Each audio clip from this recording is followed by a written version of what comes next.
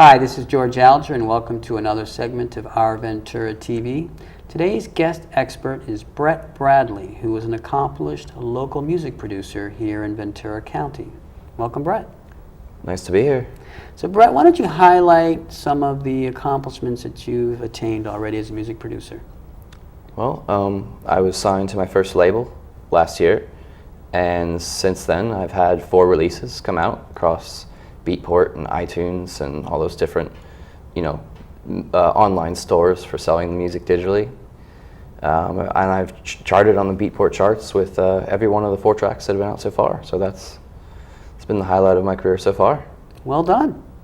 Good, so let's talk a little bit about music production, and also I want to differentiate between you or anyone as a musician and this term music producer, because what you're talking about is music that you've created, that you've produced. Yeah.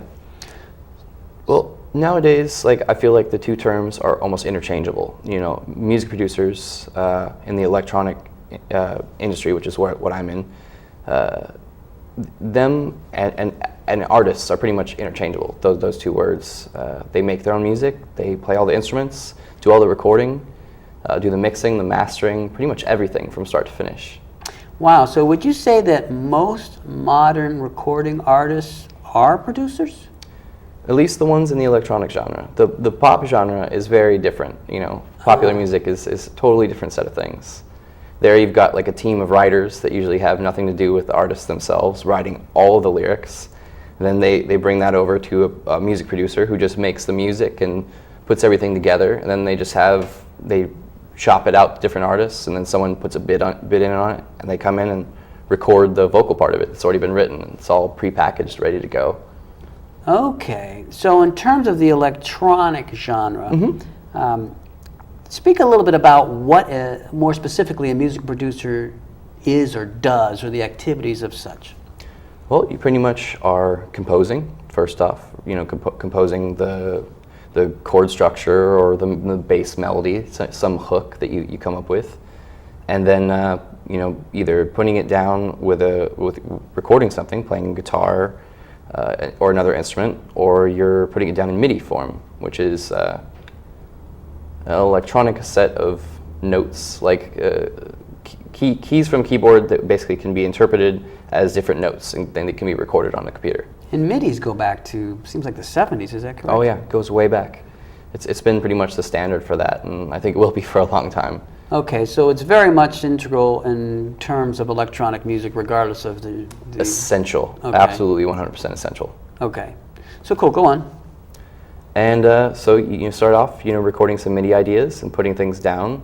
For me, I usually start off with chords, like a nice chord progression. Doesn't beat the old classic 4-chord format, something that just really has that hook to it and has a nice sound to people's ears, and then end up coming up with other instruments that can be playing these chords, and then write a melody on top of that, then get into drums, putting down a basic drum structure of your main drums, your kicks, your snares, your hi-hats, all that basic stuff, and then going on from there.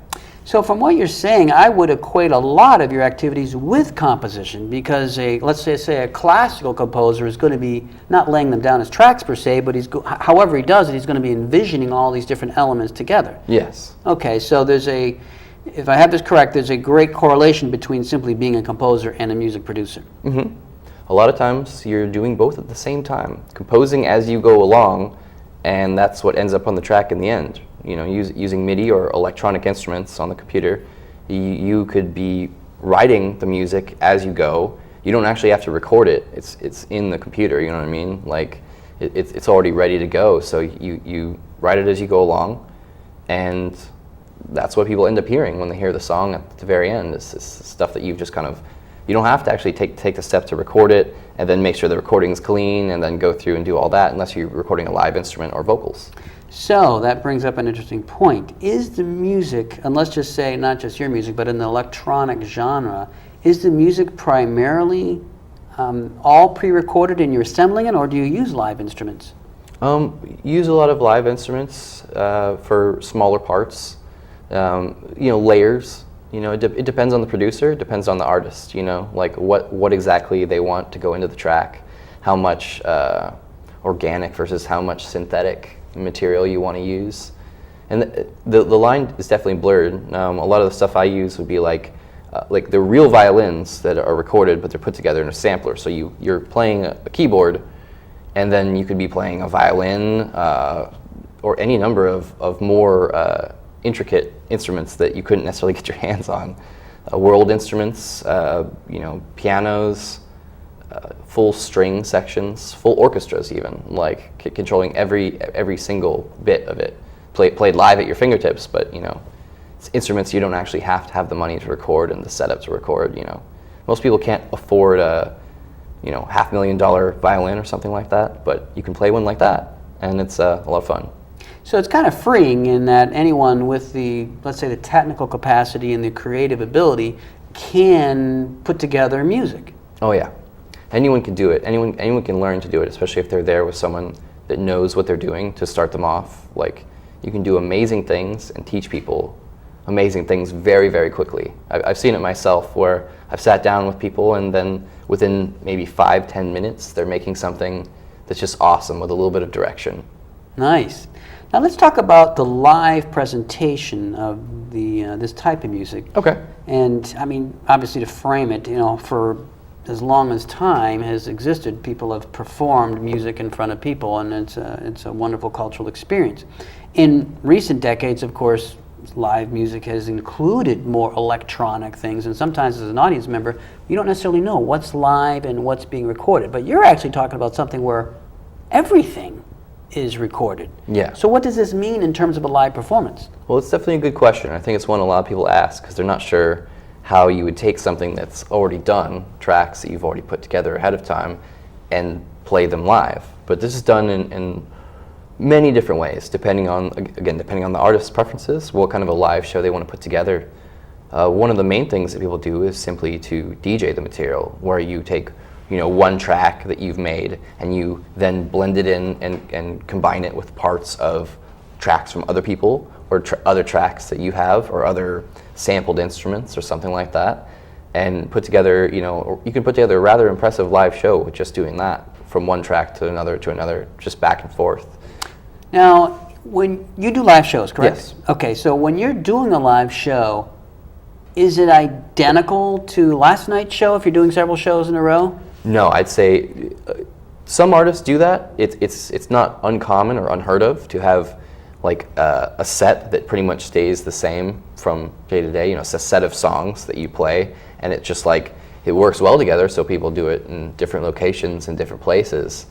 But a lot of people who are bigger fans or go to all these different shows, they'll catch on to it. Be like, this is the same thing I just heard last month when I saw this guy. Like, it hasn't changed at all. So I like to have maybe several different ready-to-go sets that I know will sound brilliant, one after another. And then in the middle of them, depending on how the crowd's reaction is, you know, you read the crowd and you play what you think that they would enjoy. You mix it up. Like, you go off the beat, you know, off the set path, and like just make things up as you go along. You know, think, oh, like, well, I can blend what I'm playing now into this other track that I have here. It's not part of this pre-planned set. And you know, do a lot of it just like on the spot.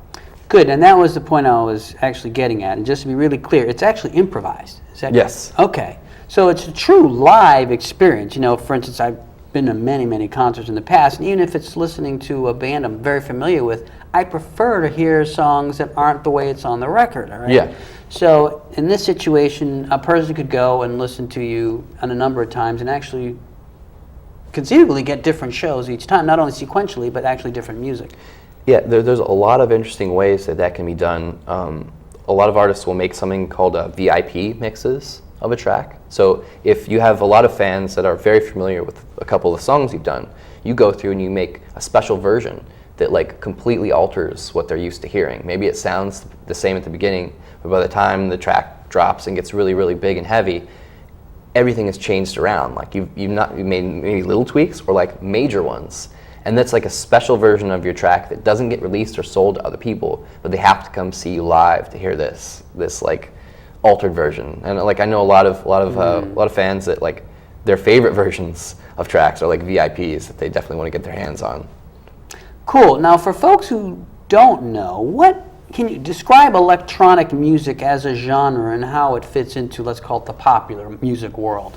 Well, pop is 99%, or like maybe 90%, just electronic genres that people don't realize are electronic genres, like house, for example. Maybe 60%, 70% of all pop music you hear is actually electro house or house. And the rest would be, you know, hip hop. And then you've got a little bit of rock, and, you know, the rock bands, they're kind of independent, not really so connected with the electronic production scene. But yeah, a lot of times pop will emulate whatever's becoming huge in the EDM scene, electronic dance music. Like maybe a year or two afterwards, they're consistently on the late train with catching up to what the next big thing is.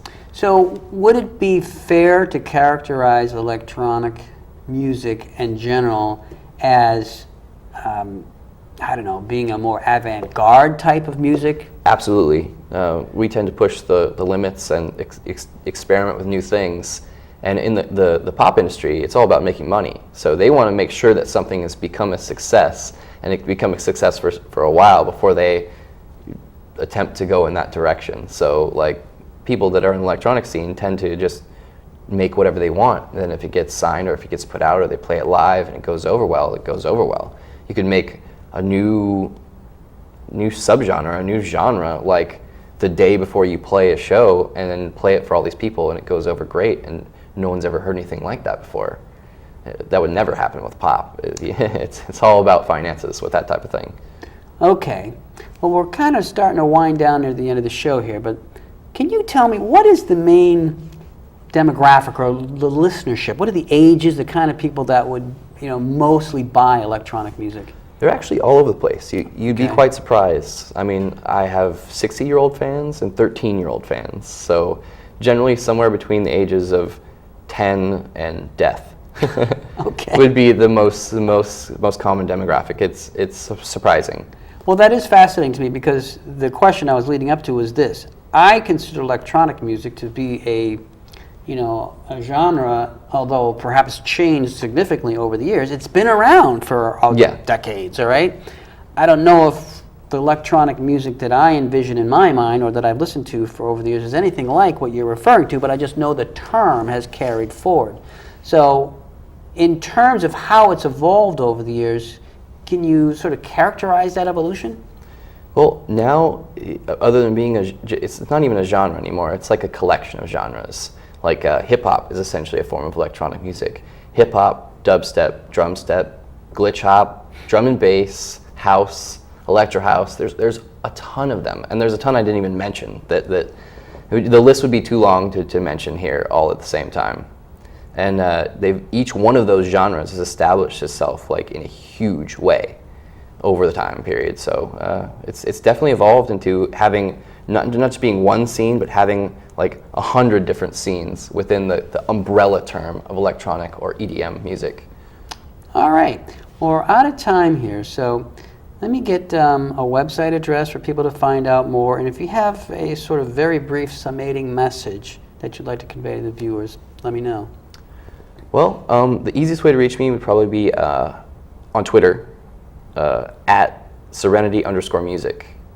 So that would be the best way to get a hold of me or to find out more about my material. And I go by the name Serenity, by the way. I didn't get to mention that yet. Serenity is my production name, and making music is basically what I do. Okay, awesome. Well, thank you very much for coming on the show. No problem. Very glad to be on. Cool.